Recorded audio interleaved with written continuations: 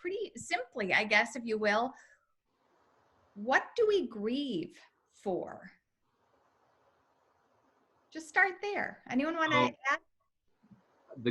So grief, very simply, in my mind, is a hole in your heart because the physical presence of someone you love very dearly is taken away.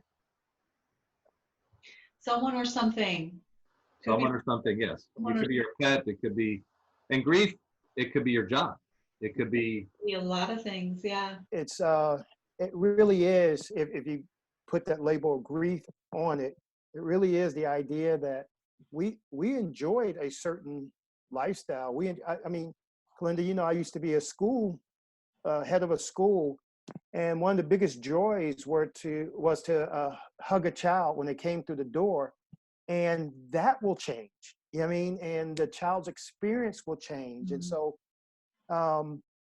I think that's going to be a loss that we're not going to recognize as well. And I know when I see people in supermarkets and so forth, you're used to hugging them and saying hi and so forth. And so it's not, that piece of it is not being fulfilled.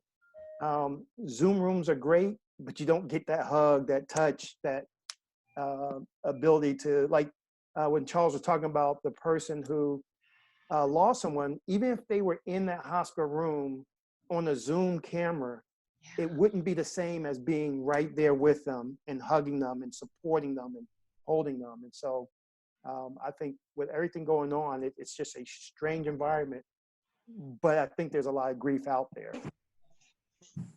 Yeah, I think loss is subjective, right? And in terms of, it can mean many different things and be many different things to people. So for example, right now having, you know, I have 2 small boys and the oldest one is in kindergarten this year. I'm grieving the fact that he doesn't get to have this experience, right? Much like some parents are grieving their senior not being able to walk across the stage. So I think it's an interesting way to look at grief, that it's not just necessarily the death of someone, but a potential thing as well.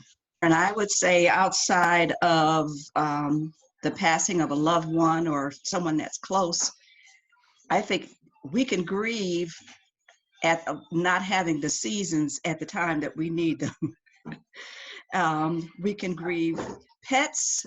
We can grieve not being as financially fit as we should be, or as healthy physically or mentally. There are many things that we can grieve for outside of the humans. I'll say, I think what Karen ended on was just loss.